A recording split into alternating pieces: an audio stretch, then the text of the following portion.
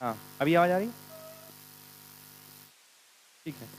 तो हम ये कह रहे थे कि आप पहली रीडिंग में पूरा पढ़ डालो। दूसरा काम क्या करना है, जब पहली रीडिंग आप पढ़ चुके होगे तो दूसरी रीडिंग को तुरंत मत स्टार्ट करिए कि पता चला कि हमने एक हफ्ता, हमने 3 तारीख को शुरू किया और 8 तारीख तक आते आते मैंने पूरी किताब पढ़ डाली नितिन सिंघानिया, और 9 तारीख से फिर शुरू कर दिए नितिन सिंघानिया पढ़ने। नितिन सिंघानिया से ब्याह के नहीं आए हो कि आपको सिर्फ उन्हीं को पढ़ना है। ठीक है, आप ब्रेक ले लो थोड़ा सा, तो दूसरा सब्जेक्ट लो, कोई आसान सब्जेक्ट उठा लो आप, जो भी आपको लगता है उसके अलावा। ठीक है, ABCD, जैसे मान लीजिए आपने इकोनॉमिक्स पढ़ी तो इकोनॉमिक्स टफ लगती है, उसके बाद कोई आसान सा टॉपिक उठा लो जो आपको अच्छा लगता हो, उसको पढ़ लो, यानी कि हफ्ता 1.5 हफ्ते का ब्रेक ले लो। और फिर क्या करो, दोबारा से आप आओ जहाँ पे आपने शुरू किया था, अब आप यहाँ पर सेकंड रीडिंग करना शुरू करो।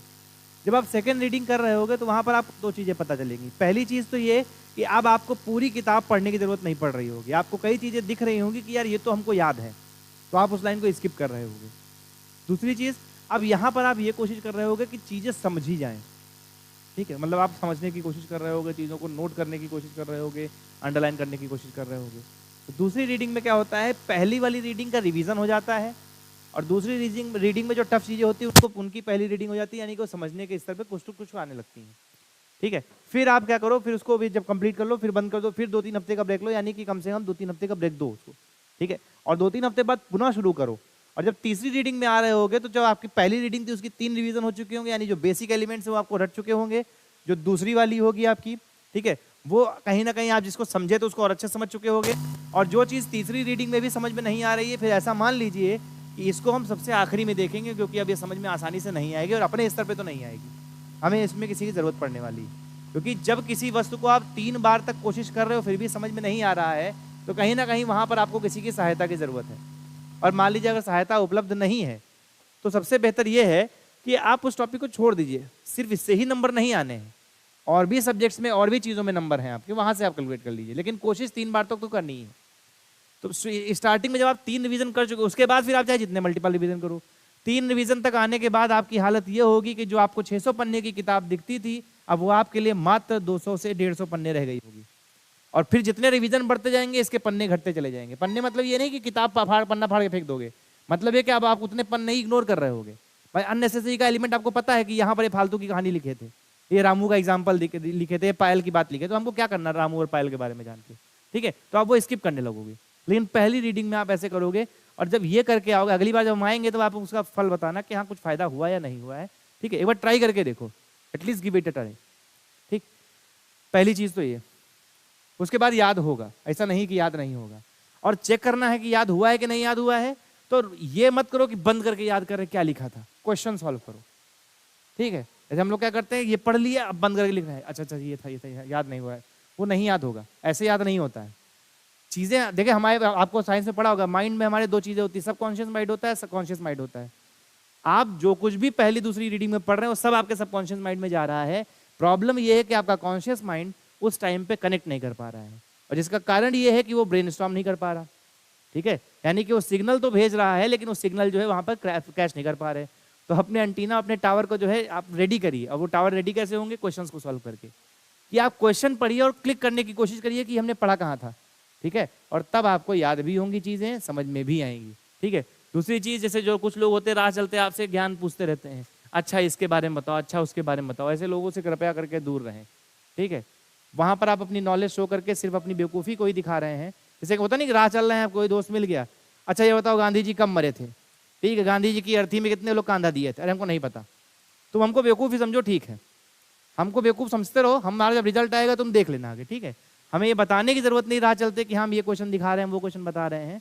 ठीक है, उससे क्या होता है, पहली बात तो मान लीजिए आपको सवाल का जवाब नहीं आएगा तो आप अंडर कॉन्फिडेंट हो जाओगे, अरे यार इसको ये आता, हमको ये नहीं आता। हो सकता है कि इसको सिर्फ वही आता हो। ठीक है, अक्सर आदमी वही क्वेश्चन पढ़ के पूछता है। जैसे मान लीजिए मेरा मेरा छोटा भतीजा है, तो जब स्कूल से कुछ पढ़ के आता, नई कुछ सीख के आता, तो मुझे चेक करता है आके कि चाचा ये बताओ क्या होता है। ठीक है, हम कहते हैं हमको नहीं आता, अरे इतना नहीं पता, इतने बड़े हो गए। ठीक है, तो वो वाली हरकत होती है, और हम लोग के अंदर भी होती है। जब हम कुछ नया पढ़ लेते हैं, नया सीख जाते हैं ना, तुरंत हम जाते हैं चेक करने की किसको आता है, किसको आता है, किसको नहीं आता है। तो इसलिए आप अंडर कॉन्फिडेंट हो जाओगे, और फिर क्या होता है, अल्टीमेटली परफॉर्मेंस डाउन होती है। तो ये सब चीजें ना करिए, बहुत बेसिक सी चीज है। ठीक है, इससे आपका फायदा होगा।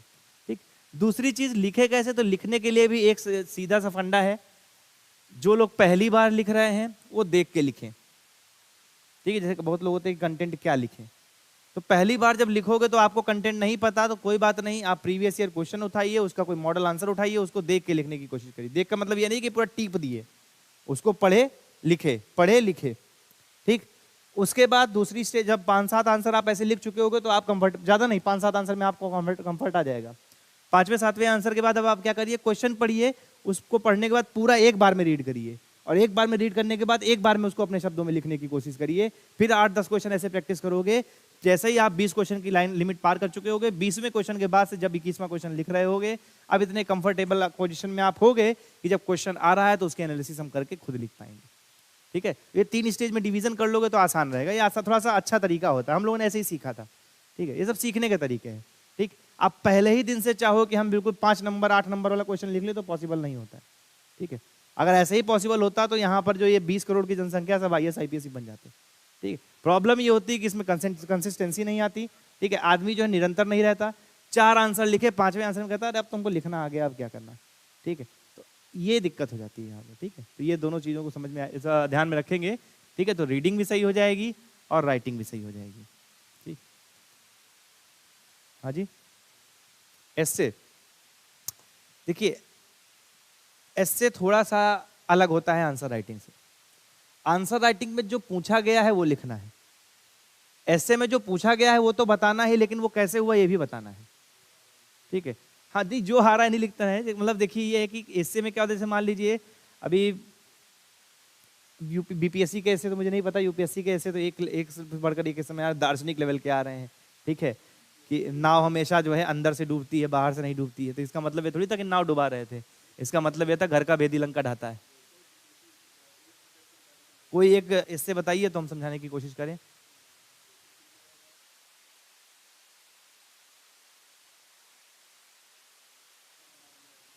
अच्छा, इंटरनेट ने विश्व को एक वैश्विक गांव बना दिया है।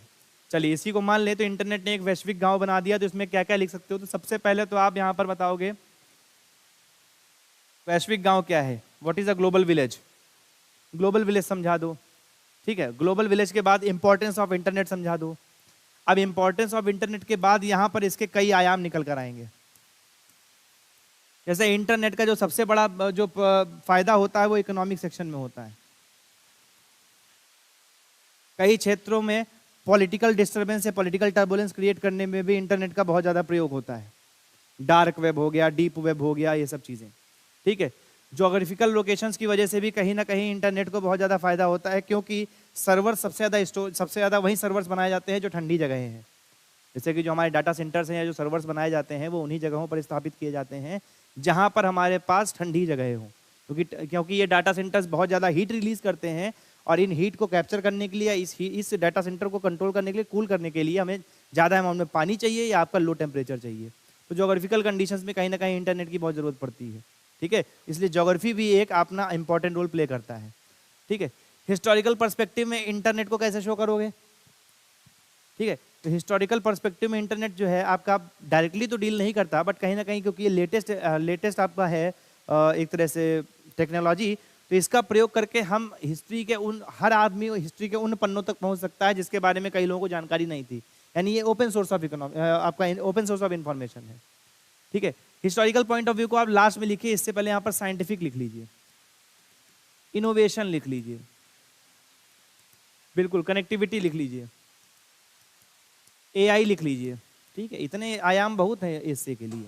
ठीक, एक एक पैरा भी लिखोगे, अगर करीब करीब 40 50 वर्ड भी लिखोगे तो 1 2 3 4 5 6 7 7 5 35 350 वर्ड तो यही हो गया। हालांकि 50 नहीं लिखोगे, किसी में 100 लिखोगे, किसी में कुछ लिखोगे, तो इससे तो 800 वर्ड का आता होगा बस। तो 350 तो यही हो गया, फिर आपका इंट्रोडक्शन हो गया और आपका कंक्लूजन हो गया, तो क्या बचा फिर। इससे में आप जितने आयाम खोज सकते, और आयाम भी ऐसे खोजने हैं कि जो इस चीज को बताएं कि कैसे ये ग्लोबल गांव बन गया, ये राजनीति में कैसे ग्लोबल गांव बना रहा है। तो मतलब ये कि राजनीतिक पृष्ठभूमि पे कई देश एक दूसरे से कनेक्टेड हैं, और ऐसे कई हमें देखने को मिलते हैं उदाहरण जहां पर कई राज्यों ने दूसरे राज्यों के चुनाव में, दूसरे राज्यों की डेमोक्रेसी में या कहीं ना कहीं आंतरिक राजनीति में हस्तक्षेप करने का प्रयास किया है। ठीक है, अभी हाल ही में एग्जाम्पल आया था चाइना का ट्रूडो के इलेक्शन में। अभी रिपोर्ट आई है चाइना का ट्रूडो के इलेक्शन में कि ट्रूडो जो कनाडा वाला ट्रूडो है, ठीक है, जो पहले भारत को गरिया रहे थे, अभी उनकी ही रिपोर्ट आई है कि चाइना ने किया था, भारत ने कुछ नहीं किया था। ठीक है, तो हमारे यहाँ के कुछ नेता कह रहे थे कि इंडिया बहुत ज़्यादा कूद रहा है, तो अब उनको समझ में आ गया होगा। ठीक है, तो कहने का मतलब क्या है कि कई राज्य दूसरे राज्यों की राजनीति में भी हस्तक्षेप करने की कोशिश करते हैं। जैसे हमारे यहाँ एक नई ब्रीड आई है अभी, जर्मन शेफर्ड वाली, ठीक है, वो भी हमारे यहाँ के चुनावों में बहुत ज़्यादा प्रयास करने की कोशिश कर रही है कि वो हम यहाँ पर डिस्ट्रप्शन ले आए। ठीक है, तो अलग अलग तरह के लोग हैं जो आपके भारत के चुनाव में, भाई हमारा आंतरिक मामला है, क्या हो गया, अरे किसी का नाम नहीं लेना है यार, हाँ सीजनल में, हाँ सीजनल मेढक है, ठीक है, ये मौसमी मेढक है, ये टर टर करेंगे मौसम में फिर चले जाएंगे। भरपूर कोशिश, उनको लगता है वो भारत में बहुत बड़ा बदलाव ले आएंगे अपने बड़े बड़े वीडियो से, अपने बड़े बड़े ये प्रोपेगेंडा वीडियो से। तो कहने का मतलब सिर्फ इतना है कि यहाँ पर इंटरनेट का प्रयोग करके राजनीति में भी हस्तक्षेप करने की कोशिश बहुत लार्ज स्केल पर, बहुत बड़े स्तर पर की जाती है। ठीक, तो ये सारी चीज़ें लिख के आप अच्छे से इससे पूरा जो है समझ सकते हो। ठीक, चलिए ठीक है, वो जर्मनी वाला अपने आप को बहुत काबिल समझता है। ठीक है, लिखिए। अच्छा, हमने वो बताना था, अभी एक टॉपिक रह गया था ना कल, क्या रह गया था, कौन बोल रहा था कल? हाँ नहीं, आर्थिक नियोजन तो पढ़ाना है, एक टॉपिक कल रह गया था, मापने के तरीके। ठीक है,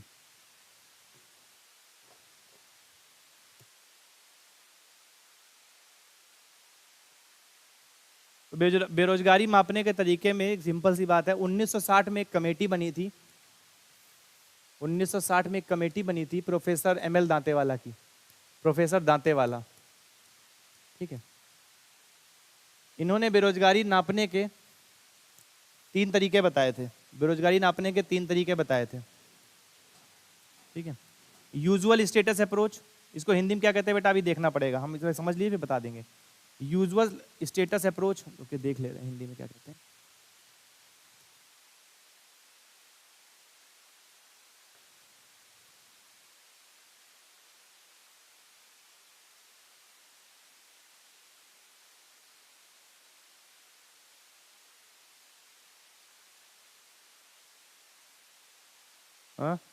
प्रोफेसर एमएल दांतेवाला, सामान्य स्थिति दृष्टिकोण, सामान्य स्थिति दृष्टिकोण। अब यूजुअल स्टेटस अप्रोच में होता क्या है,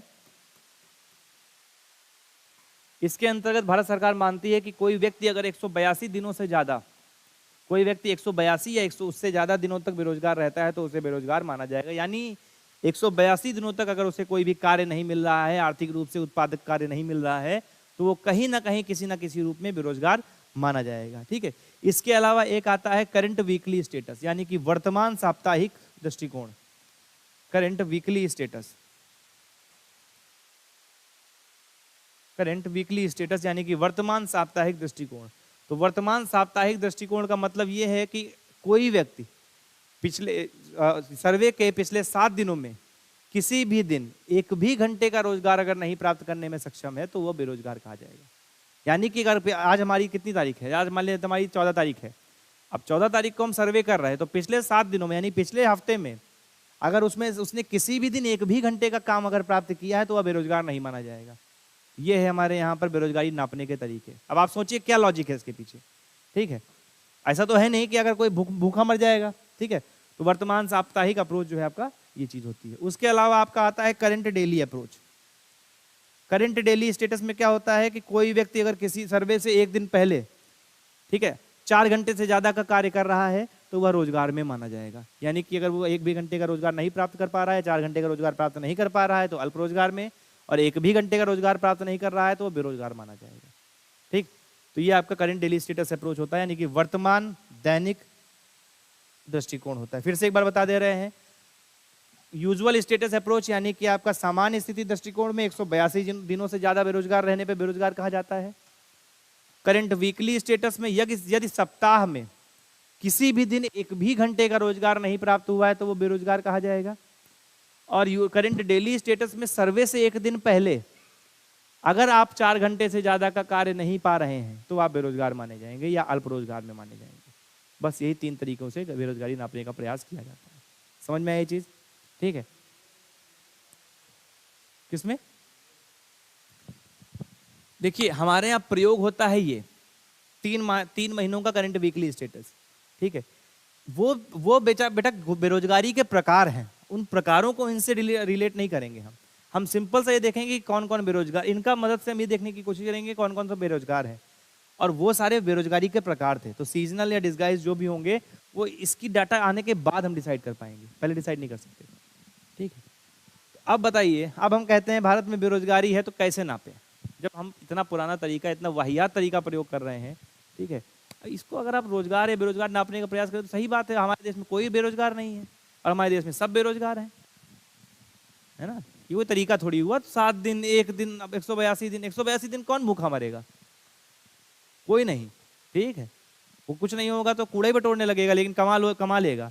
तो इसीलिए जो हमारे यहाँ पर जो नापने के तरीके हैं वही बहुत आउटडेटेड हैं, अननेसेसरी का लॉजिक लगाया गया है। अब 1960 के समय अलग सिस्टम था। ठीक है, उस समय जरूरतें अलग थी, उपभोग की आवश्यकता सिर्फ और सिर्फ जीवन निर्वाह था। ठीक है, आप लोग बाबा लोगों से सुनते होंगे, वो अक्सर कहते रहते होंगे, बेटा जिंदगी में उतना ही कमाना जितनी जरूरत है, जितने में संतुष्ट हो जाओ बस। अक्सर ये लोग जो है ज्ञान देते रहते हैं, बाबा लोग जो हैं, ठीक है, बाबा दादी लोग, कि ज्यादा मत कमाना, जितने में जीवन सुखी सुखी चल जाए उतना ही कमाना। लेकिन वो उनके समय में जायज था, वो उनकी सोच गलत नहीं है, लेकिन उस समय परिवेश में मुद्रा या जो आपका पैसा था वो इतना मायने नहीं रखता था।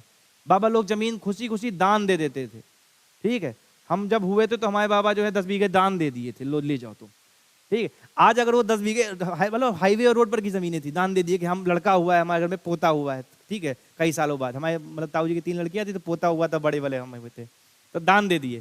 ठीक, अब दान दे दिए तो उनके समय क्या था, कीमत नहीं थी चीजों की, उनके लिए कीमत थी जीवन में सम्मान की इज्जत की। ठीक है, कि हम 8 गांव में 10 गांव में जाने जाएं, आसपास के इलाके में कोई नाम ले ले मुनीम जी का तो मुनीम जी को सब जानते हो। ठीक, लेकिन आज के जमाने में कौन किसको जानता है, जिसके पास पैसा है। आज जो दुनिया है, आज जो जमाना है वो मेटेरियलिस्टिक हो गया है ना, सोसाइटी इज मेटेरियलिस्टिक, अब भौतिकवाद की तरफ है। जिसके पास ज्यादा भौतिक संसाधन होंगे वो ज्यादा अमीर और ज्यादा संपन्न माना जाएगा। तो उनके जमाने में अलग चीजें थी, आज के जमाने में अलग चीजें। तो उनकी थ्योरी गलत नहीं है, वो थ्योरी को जिस समय में अप्लाई कर रहे हैं वो गलत हो जाती है। ठीक है, तो वही चीज है। अब ये 1960 में पैमाने नापे गए थे, आप आज भी इन पर बेरोजगारी नाप रहे हो। हम इसमें क्या लेते हैं, ये वाला मेथड यूज कर रहे हैं, 3 महीने का डेटा लेते हैं, पिछले 3 महीनों का डेटा इस करंट वीकली स्टेटस के आधार पर लेते हैं और फिर बेरोजगारी नापने का प्रयास करते हैं। अब बताइए, अब मान लीजिए कि 7 दिनों का हम देख रहे हैं, अब कोई व्यक्ति ऐसा हो जो हर हफ्ते में 1 ही दिन का काम पा रहा हो 3 महीनों से लगातार, तो वो सरकार के बेरोजगार नहीं है। अरे भाई ये कैसी बेरोजगारी हुई, 3 महीनों तक लगातार हर हफ्ते में 1 ही बार का आप क्या कर रहे हो, 1 दिन रोजगार पा जा रहे हो। क्या हुआ, वॉइस नहीं आ रही क्या, बंद हो गया था क्या?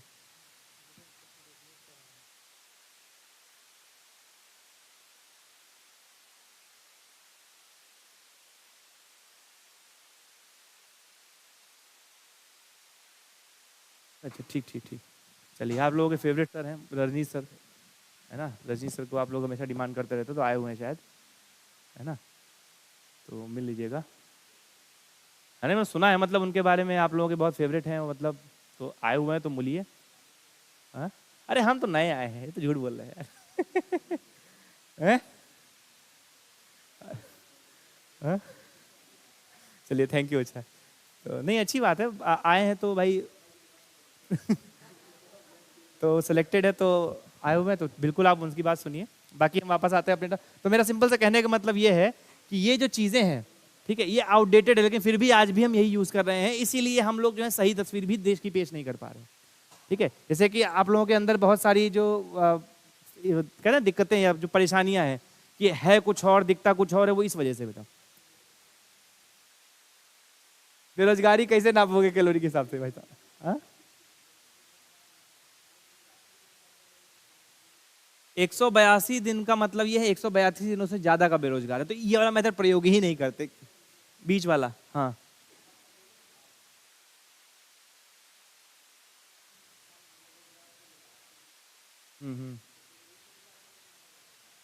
कैसे कैसे खाना तो सरकार कह देगी हम तो फ्री राशन बांट रहे हैं।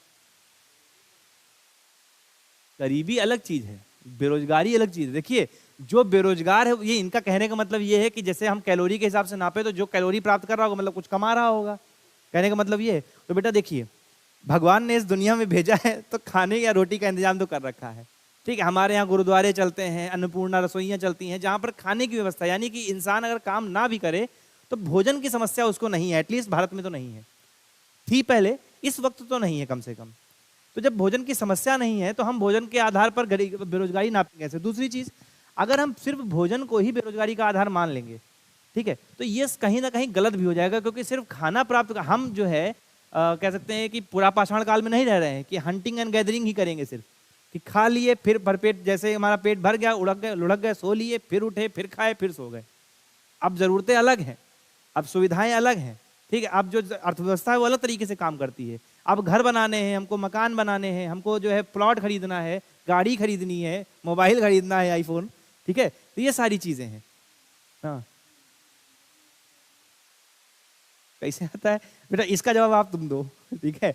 इंडिया 101वां स्थान आता है, पाकिस्तान इंडिया से अच्छी अवस्था में है, पाकिस्तान बांग्लादेश इंडिया से अच्छी अवस्था में है, नाइजीरिया अच्छी, देखिए वो डेटा गलत है, ठीक है। अब हालांकि इंटरनेशनल लेवल पे निकाले जा रहे हैं, इसके लिए बड़ा विवाद होता है, हर साल विवाद होता है, ठीक है, बात आपकी सही है, लेकिन आप खुद सोचिए कि आपको आसपास कोई भूखा दिखता है एटलीस्ट की जो भूखा हो, ठीक है, ये सोचने। हाँ, तो उनको भी खाना मिलता है बेटा, शाम को उनको दे के आते हैं, 3 दिन तो हम दिए हैं खुद खाना, ठीक है बेटा, होता था। देखो आप बात सही, जो आपका सवाल है वो सही है, लेकिन बात ये है कि आखिर जो है वो जो नाप रहे हैं वो क्या अंधे हैं? किस बिहाफ पे नाप रहे हैं कि भारत में भुखमरी है?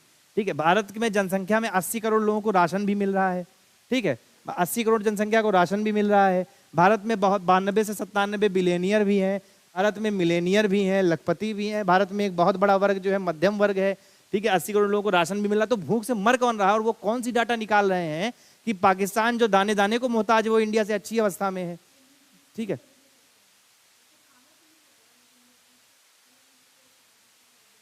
तो पाकिस्तान में कौन सा न्यूट्रिशन मिल रहा है?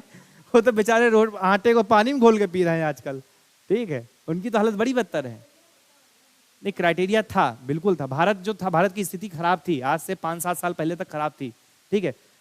2009 का नेशनल फूड सिक्योरिटी मिशन, 2013 का राष्ट्रीय खाद्य सुरक्षा अधिनियम, जिसके तहत हमको खाने का विधिक अधिकार प्राप्त हुआ, जब हमारा राइट टू फूड आपका एक लीगल राइट हो गया, उसके बाद भारत सरकार ने बहुत कोशिशें की कि एटलीस्ट कोई भूखा ना सोए, ठीक।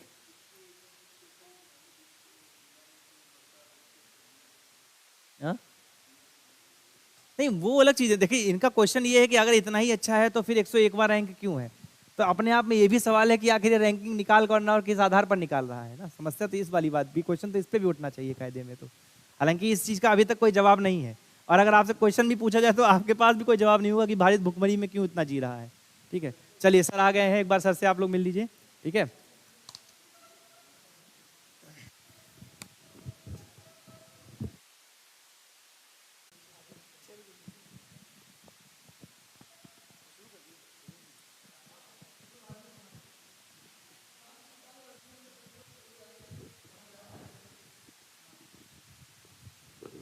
हाँ,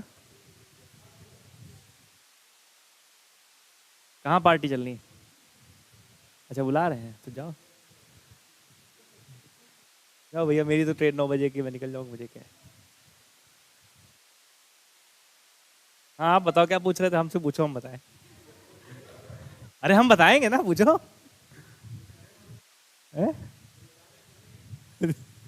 जुड़ना चाह रहे, बाहर में बताते हैं हम जुड़ने के तरीके ही बताएंगे।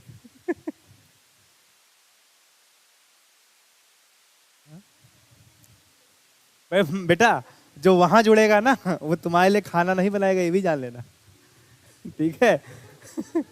एक कहानी है, कहानी नहीं सच्ची कहानी है, मेरे एक जानने में मित्र नहीं कहेंगे लेकिन क्लासमेट थे, नाम नहीं लूंगा, लेकिन इलाहाबाद में आईपीएस पोस्टेड थे, ठीक है।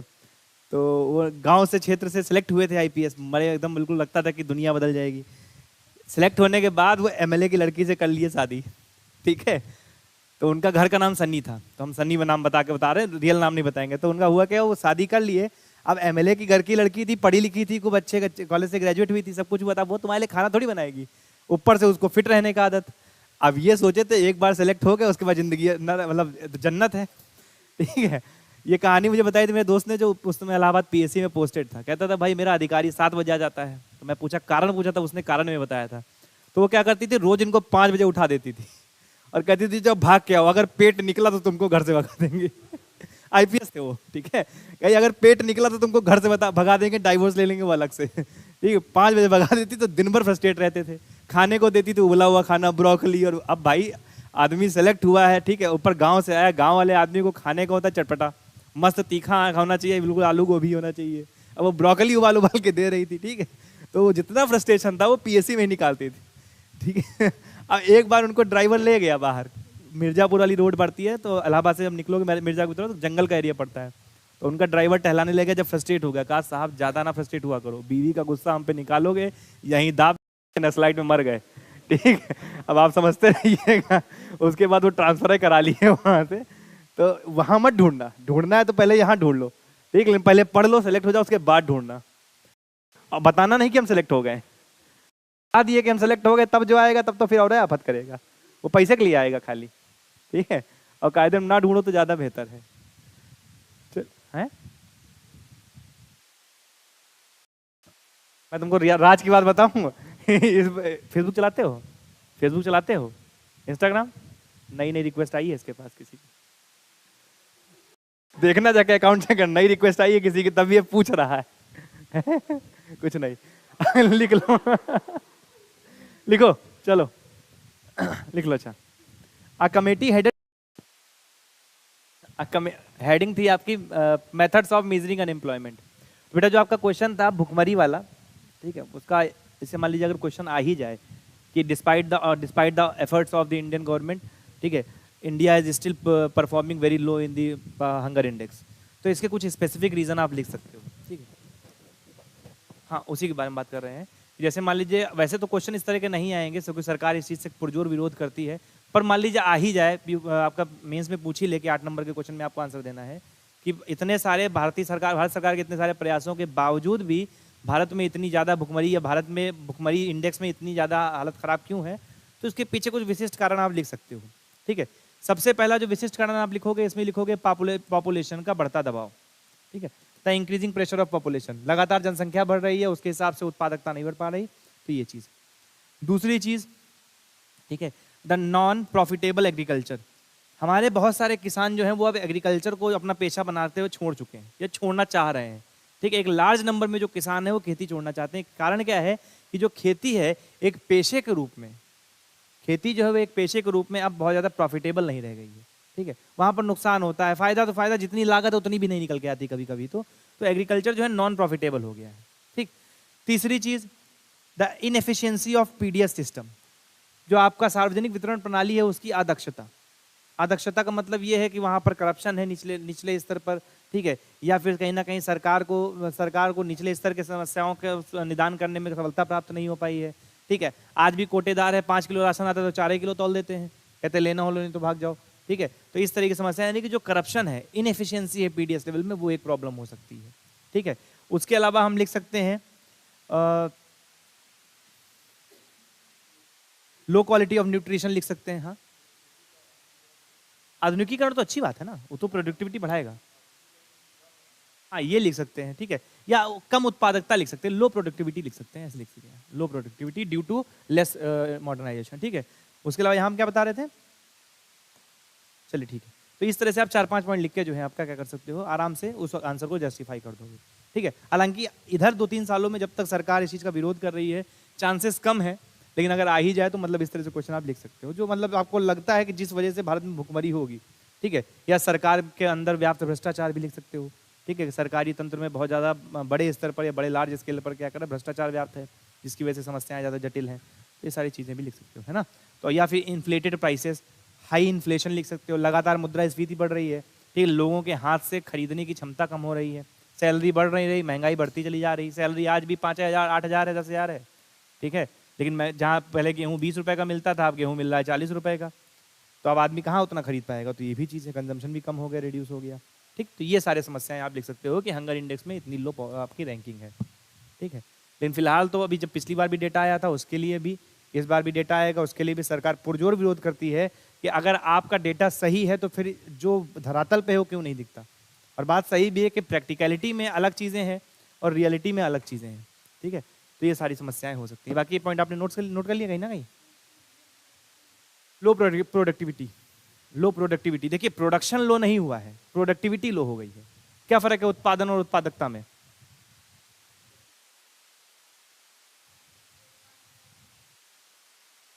हाँ हाँ उत्पादन का मतलब होता है total amount of output, total amount of output, total output कितना हुआ है, ठीक है, कुल आउटपुट आपका कितना निकला है। और प्रोडक्टिविटी आपकी होती है, उत्पादकता आपकी होती है कि टोटल आउटपुट पर यूनिट कितना आया है, टोटल आउटपुट पर यूनिट। जैसे मान लीजिए मैंने कहा कि 4 लोगों ने मिलकर 10 कुंटल उगाया, तो प्रोडक्शन को हुआ था 10 कुंटल का, लेकिन प्रोडक्टिविटी कितनी है 2.5 की, 2.5 यानी कि पर यूनिट। 4 लोगों ने 10 कुंटल उगाया था, तो 10 को 4 से डिवाइड करेंगे तो पर आदमी पे 2.5 कुंटल आ रहा है, तो यानी कि 2.5 कुंटल पर यूनिट आ रहा है, तो ये आपकी प्रोडक्टिविटी हो गई। उत्पादकता आपकी इकाई के आधार पर होती है, ठीक है, और उत्पादन आपका कुल उत्पादन होता है, यानी कि कुल उत्पाद की मूल्य होता है या मात्रा होती है। क्लियर है? ठीक, पक्का? चलिए लिख लीजिए इसमें। और कोई सवाल है किसी का? लिख लीजिए।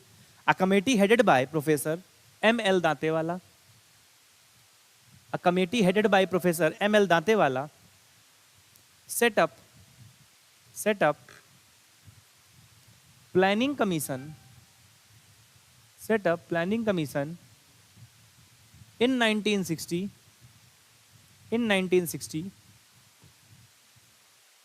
set up planning commission in 1960 and recommended three methods used by NSSO since 1972-73 बोलते भी बेचारे नहीं, कभी ऐसा पकड़ लेंगे, जबान पकड़ लेंगे, कभी बोलबे नहीं करेंगे। 1960 में योजना आयोग द्वारा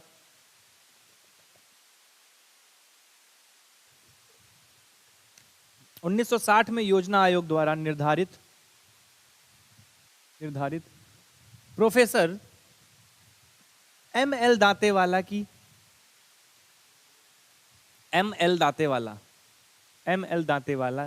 की अध्यक्षता वाली एक समिति ने 3 तरीकों की सिफारिश की।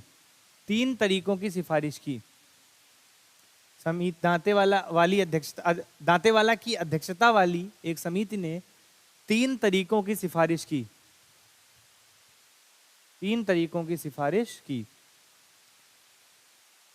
जिनका उपयोग NSSO द्वारा 1972-73 से किया जाता है। 1972-73 से किया जाता है। पहली हेडिंग डालिएगा, यूजुअल स्टेटस अप्रोच। 1972-73 से किया जाता है, NSSO द्वारा 1972-73 से किया जाता है। फिर लिखिएगा यूजुअल स्टेटस अप्रोच, सामान्य स्थिति दृष्टिकोण।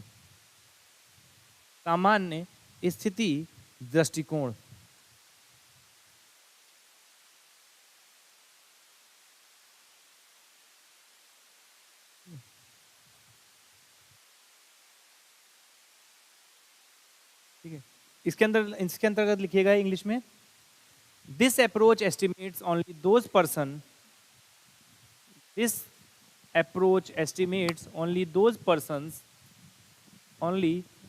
persons as unemployed। आज वाली छठ में भी ठेकुआ बनता है सब, आज वाली छठ में भी ठेकुआ वगैरह सब बनता है। अच्छा, लाए नहीं, शर्म नहीं आ रहा तुम लोग को? खाली बता ही रहे हो यस यस, शर्म नहीं आया कि एक ले ही आए हैं? अच्छा, कल मिलेगा तो मेरी किस्मत खराब फिर। अच्छा, उस दिन नहीं मिलता है, सॉरी। फिर हमें लगा कि तुम लोग लाए नहीं हो इसलिए। This approach estimates only those person as unemployed who had no gainful work for a measured time,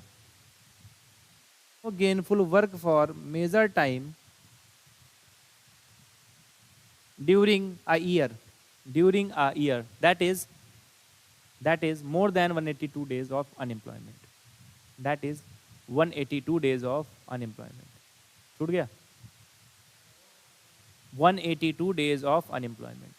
Hindi में लिखिएगा, यह दृष्टिकोण केवल उन व्यक्तियों को बेरोजगार मानता है, बेरोजगार मानता है जिनके पास पिछले वर्ष में,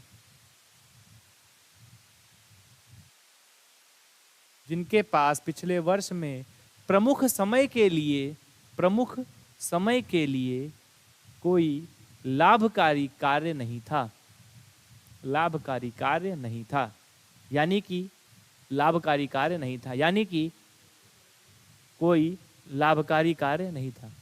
प्रमुख समय के लिए कोई लाभकारी कार्य नहीं था, यानी कि 182 दिनों की बेरोजगारी, 182 दिनों की बेरोजगारी, 182 182 दिनों की बेरोजगारी। फिर लिखिएगा करंट वीकली स्टेटस, वर्तमान साप्ताहिक स्थिति, वर्तमान साप्ताहिक स्थिति दृष्टिकोण। पहला लिखिएगा, इसी में पहला पॉइंट है, reference period is 7 days, reference period is 7 days, वर्तमान साप्ताहिक स्थिति, reference period is 7 days preceding date of survey, preceding date of survey,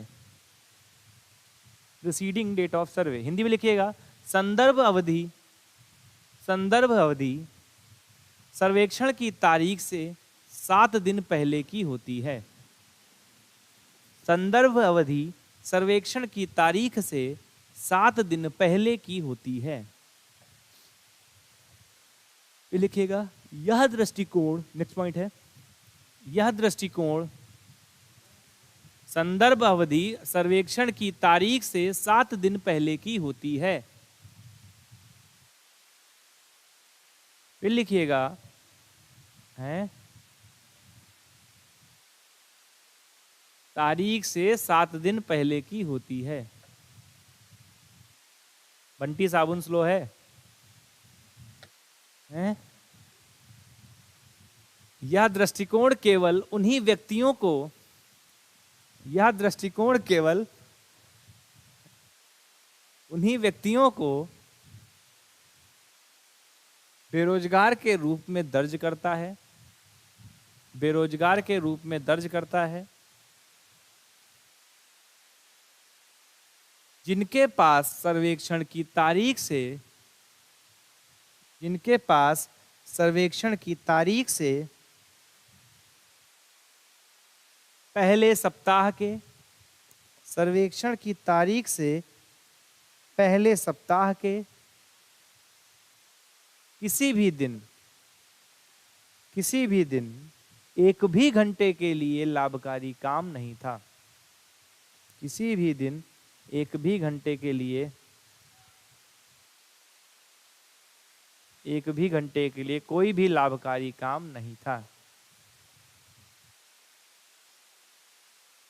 Hindi में लिखिएगा, a person is employed even if, a person is employed even if, next point में, हाँ current weekly में ही, a person is employed even if he or she is employed, even if he or she is employed only for, he or she is employed only for only for a day, only for a day, only for a day during a week, only for a day during a week for at least 1 hour, for at least 1 hour, 1 hour। Hindi में लिखिएगा, दैनिक स्थिति दृष्टिकोण, current daily status, current daily status दृष्टिकोण, current daily status, ठीक है। हिंदी में लिखिएगा, संदर्भ अवधि सर्वेक्षण की तारीख से, संदर्भ अवधि सर्वेक्षण की तारीख से 1 दिन पहले होती है, 1 दिन पहले होती है। फिर लिखिएगा इंग्लिश में, reference period is a day, reference period is a day preceding the date of survey, preceding the date of survey, the date of survey.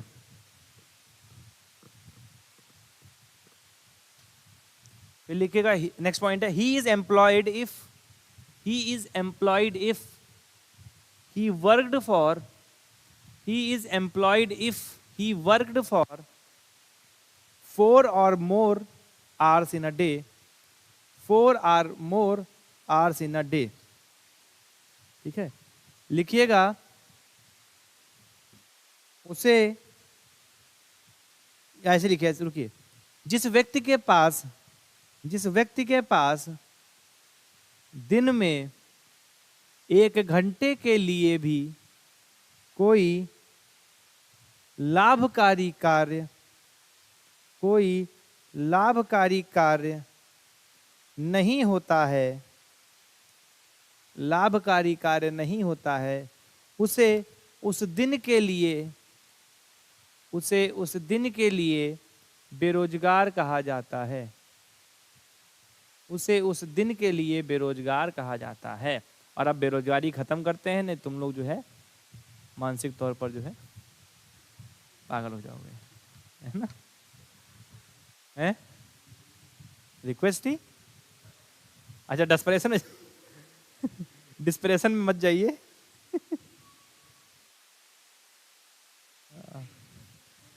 Depression में जाने की जरूरत नहीं है। संदर्भ अवधि का मतलब है कि रेफरेंस किस चीज का लेंगे, कब हम पूछेंगे। जो हम आज जैसे पूछ रहे हैं, डेट आज 14 तारीख है, तो अगर करंट डेली स्टेटस में नापेंगे तो 13 तारीख का काम पूछेंगे, ठीक है। और अगर करंट वीकली स्टेटस में जाएंगे तो आज की तारीख से 1 हफ्ते पहले का काम पूछ रहे होंगे, ये कहने का मतलब है, ठीक है। रेफरेंस पीरियड का मतलब, हाँ हाँ हाँ, तो आज ही तो सर्वे लो। जब देखिए आज हमको काम मिलेगा नहीं मिलेगा तो हमको कल पता चलेगा ना, आज थोड़ी बता देंगे हम कि हमको काम मिलेगा नहीं मिलेगा, है ना। ये चीज कहने का मतलब है बेटा। इकोनॉमिक एक्टिविटी नहीं हो रही है तो आप रोजगार में कैसे? देखो आप रोजगार, आप जो समाज सेवा कर रहे हो रोजगार थोड़ी है, ठीक है। समाज सेवा आपके पास अथाह कमरे में भरा हुआ है तभी तो समाज सेवा कर रहे हो। खाने को नहीं है दाने अम्मा चली बुनाने, तो वो रोजगार थोड़ी है ना।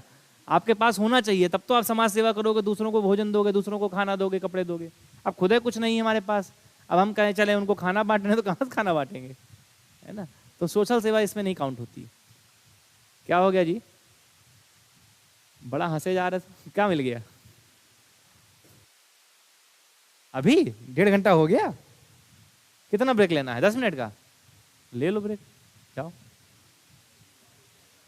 आर्थिक नियोजन, आर्थिक नियोजन छोटा सा टॉपिक है, ज्यादा बड़ा टॉपिक नहीं है। घंटे, चलो ठीक है 10 मिनट बाद, 10 मिनट ले लो ब्रेक, ठीक है। हाँ हाँ इसी में आएंगी, है परेशान क्यों? मतलब जल्दबाजी, कहाँ जल्दबाजी है भाई, नियोजन में ही तो योजना आएगी। अच्छा पूछे हो तो बता रहे हैं हम आपको, उसका पीडीएफ मिल जाएगा पंचवर्षीय योजना का। हाँ एक मिनट, ये जो आपको दी गई हैं, ये आपकी जो ये दी हुई, ये कौन सा भेज दिए हैं? अच्छा नहीं तो हाँ इसी तरह से हम भेजेंगे लिस्ट आपको। इसमें हाँ तो उसमें जो 1 से 8 से मतलब नहीं है, उसमें जो योजनाएं बस वो योजनाएं पढ़नी है, उसमें पंचवर्षीय योजना से मतलब नहीं, गरीबी का पंचवर्षीय योजना से कोई लेना देना नहीं। देखिए जो पीडीएफ आपको मैंने भेजा था उसमें पंचवर्षीय योजना से लेना देना कुछ नहीं है, ठीक है। वो योजनाएं अलग, वो स्कीम्स हैं। और ये पंचवर्षीय योजनाओं के जो पीडीएफ हम देंगे वो आपका एकदम क्रिस्प भी है, जिसमें आपको सिर्फ उतना ही पढ़ना है और सारा का सारा आपको उसमें डिटेल मिल जाएंगी, उसमें कुछ और एक्स्ट्रा नहीं पढ़ना है, ठीक है। तो उसके परेशान मत होइए, बाकी हम समझा के जाएंगे। ये people's plan, Sarvodaya plan, Gandhian plan, Bombay plan, Congress plan, ये सारे हम पढ़ा के जाएंगे, ठीक है। नीति आयोग भी पढ़ा देंगे, प्लानिंग कमीशन भी पढ़ा देंगे, लेकिन बाकी जो आपका 5 ईयर प्लान है उसमें रटने वाला डेटा, उसमें कुछ बताने वाला नहीं, तो वो हम आपको पीडीएफ दे देंगे, सिर्फ रटना है उसमें। और सब 2-2, 3-3 पॉइंट रटने, वो आप सब लोग कर लोगे, उसमें कोई दिक्कत नहीं। जाओ 15 मिनट बाद मिलना हमको 4:15 पे, ठीक है। हाँ नहीं पानी नहीं पीना है, ऐसे मान ले पी ले, हम भी सांस ले ले रहे हैं, ठीक है। जाओ 15 मिनट पर, चलो 4:10 हो रहा है, 10 मिनट ले ले, ठीक है। जाओ 4:10 15 मिनट, चलो 10 मिनट ले लो, 4:10 पे शुरू कर, हम यहीं बैठे, जा नहीं रहे, हम यहीं बैठेंगे, है परेशान है? हम भी बोल देंगे, मैसेज वैसेज कर दें, थोड़ी देर बाद बात करेंगे। हाँ, तो छठ देखने जाओ, मना किया क्या हमने? हम रोके हैं क्या? हाँ, नहीं।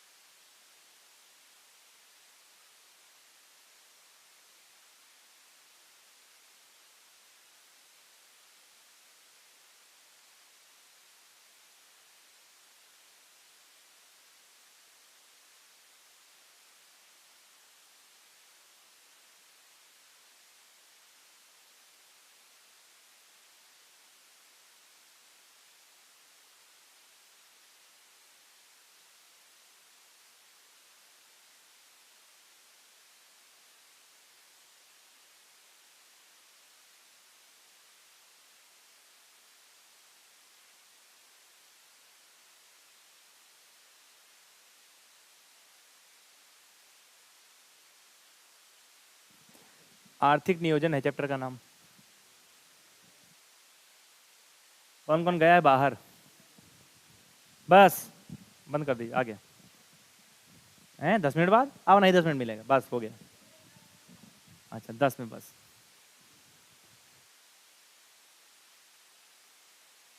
हाँ, economic planning. What is planning? English medium है हिंदी मीडियम है? अरे हाँ आप ही, नहीं हाँ ये पिंक पिंक, आप ही तो पिंक पहने हुए हो। हाँ बताओ what is, Hindi medium English medium है? नियोजन क्या होता है?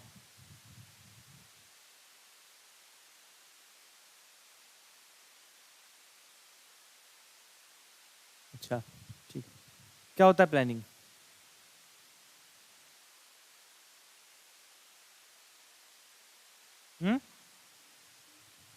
To execute any work, planning क्या होती है?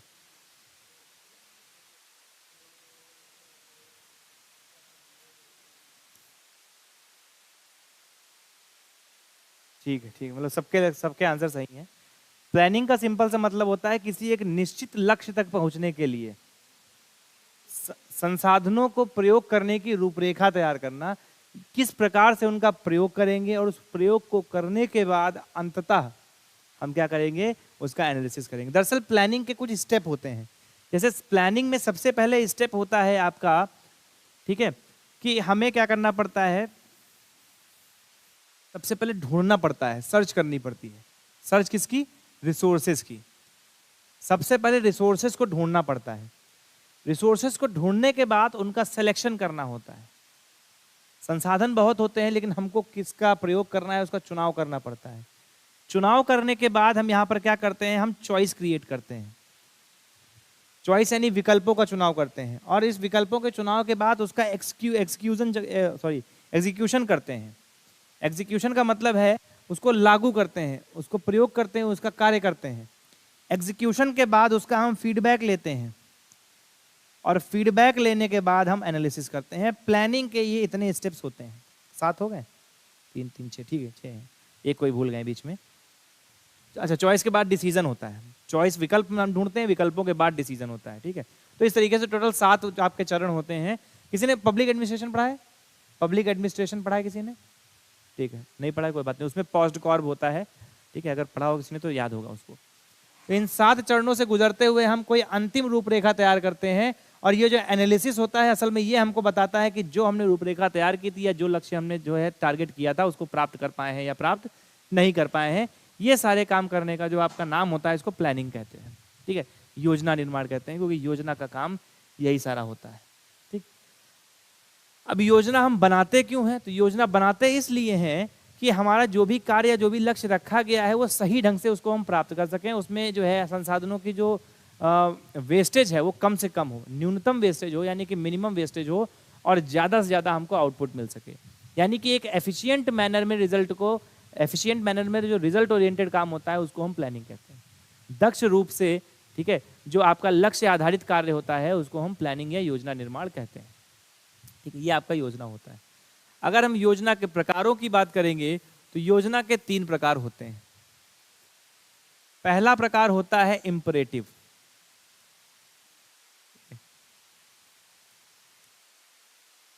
इंपरेटिव का मतलब होता है, हाँ, लिखना कुछ नहीं है, ये अभी लिखाएंगे, ये फालतू चीजें हैं। अच्छा, इंप्रेशन है। स्पेलिंग मिस्टेक याद रहती है, क्वेश्चन पूछ लेंगे नहीं याद रहे किसी को, है? अच्छा अभी देखो अब गलत बयाना ले रहे हो। बयाना सोच समझ के लेना चाहिए। अभी बात करते हैं इंपरेटिव प्लानिंग है, ठीक है। इंपरेटिव प्लानिंग को बोलते हैं अनिवार्य योजना, ठीक है, अनिवार्य योजना। दूसरा प्रकार होता है इंडिकेटिव प्लानिंग। इंडिकेटिव प्लानिंग का मतलब होता है सांकेतिक योजना। और तीसरा एक नया अभी निकला है प्लानिंग का स्वरूप, हालांकि इसको कोई ऑफिशियली रिकॉग्नाइज नहीं करता है, बट कई जगह पे देखने को मिलती है, जिसको बोलते हैं पर्सपेक्टिव प्लानिंग, यानी कि यथार्थ लक्ष्य योजना। पर्सपेक्टिव प्लानिंग यानी कि यथार्थ लक्ष्य योजना, ठीक। इम्परेटिव प्लानिंग यानी अनिवार्य योजना, इंडिकेटिव प्लानिंग यानी कि सांकेतिक योजना, और पर्सपेक्टिव प्लानिंग यानी कि अनिवार्य वो यथार्थलक्षी योजना। तो 3 प्रकार की योजनाएं होती हैं। अनिवार्य योजना की अगर हम बात करें या इम्परेटिव प्लानिंग की बात करें तो ये one of the finest form of planning होता है, क्योंकि ये आपका किस तरह की आपकी अर्थव्यवस्थाओं में देखने को मिलेगा, तो साम्यवादी या समाजवादी अर्थव्यवस्थाओं में देखने को मिलता है, जहाँ पर आपको जो भी लक्ष्य रखे जाते हैं वो कन्फर्म होते हैं, वो फिक्स होते हैं कि वो प्राप्त करना ही करना है। ठीक है, ज़्यादातर इस तरह के संसाधनों में संसाधनों का नियंत्रण जो है वो सोशलिस्ट सरकार के पास होता है, क्योंकि यहाँ सरकार सोशलिस्ट होती है, कम्युनिस्ट होती है, तो जो संसाधनों का वितरण है, उत्पादन है और जो आपका डिस्ट्रीब्यूशन है वो कौन कर रहा होगा?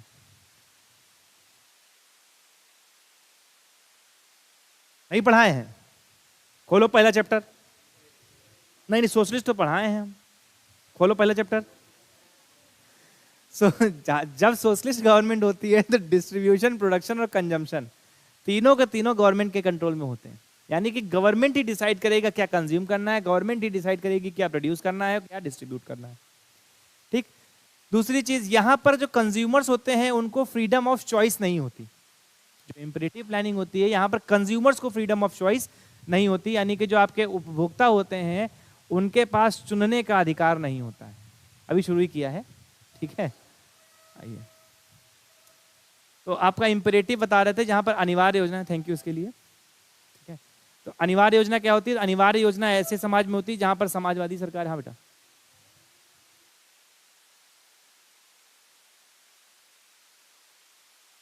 एक बात बता रहे हैं, मतलब गवर्नमेंट का देखिए, अभी हम सोशलिस्ट को, कम्युनिज्म एक एक्सट्रीम पार्ट है जहाँ पर सब कुछ सरकार का है, सोशलिस्ट में भी सब कुछ सरकार का होता है, बस थोड़ा सा फर्क आगे चल के उसके पैटर्न में काम करने के तरीके में बदलाव आ जाता है, वो अलग चीज है। वो हाँ, मेन सोसाइटी सोशलिस्ट होता है, मेन सोसाइटी यहाँ पर। ठीक है, जनरली यहाँ पर समाज, देखिए समाजवादी और साम्यवादी अलग नहीं है। समाजवादी और साम्यवादी में फर्क ये है कि साम्यवादी एक उसका चरम रूप है। ठीक है, जैसे कि हम एक पार्टी को सपोर्ट करते हैं, ये हम सोशलिस्ट हैं। हम एक ही पार्टी को सपोर्ट करते हैं, ये हमारी कट्टरता है। तो जो कट्टरता होती है वो कम्युनिज्म होता है ना, और जो सोशलिज्म होता है वो आपका वैल्यूज पे डिपेंड करता है, अलग अलग चीजों पे डिपेंड करता है। समझने कहने का मतलब? तो समाजवाद में क्या होता है, आपका सरकार सब कुछ संसाधनों को नियंत्रित करती है, जहां पर उपभोग, वितरण और उत्पादन सब कुछ सरकार कर रही है। यहाँ उपभोक्ताओं के पास चुनाव की जो है फ्रीडम नहीं होती, यानी कि फ्रीडम ऑफ चॉइस यहाँ पर नहीं होती, जो मिल रहा है वही प्रयोग करना पड़ेगा। यहाँ पर एक निश्चित लक्ष्य को प्राप्त करना अनिवार्य होता है, यानी कि अगर सरकार ने बोला है कि 6% की ग्रोथ रेट चाहिए तो भाई ने बोला है तो करने का। अगर ये 6% की ग्रोथ रेट नहीं प्राप्त हुई या 6% की ग्रोथ रेट जो हमने टारगेट रखी थी अचीव नहीं हुई, तो यहाँ पर पनिशमेंट के भी ऑप्शंस हैं। दैट मीन्स कि यहाँ पर आपको पनिशमेंट भी मिल सकती है, क्यों लक्ष्य प्राप्त नहीं हुआ, because this particular planning is imperative planning, ये आपकी कंफर्म प्लानिंग है, यहाँ पर अनिवार्य योजना है। तो यहाँ पर आपके पास ऑप्शंस नहीं है कि हम नहीं करेंगे तो भी चलेगा, अगली बार में देख लेंगे, करना है तो करना है। ठीक है, दैट मीन्स कि यहाँ पर अगर आप अचीव ये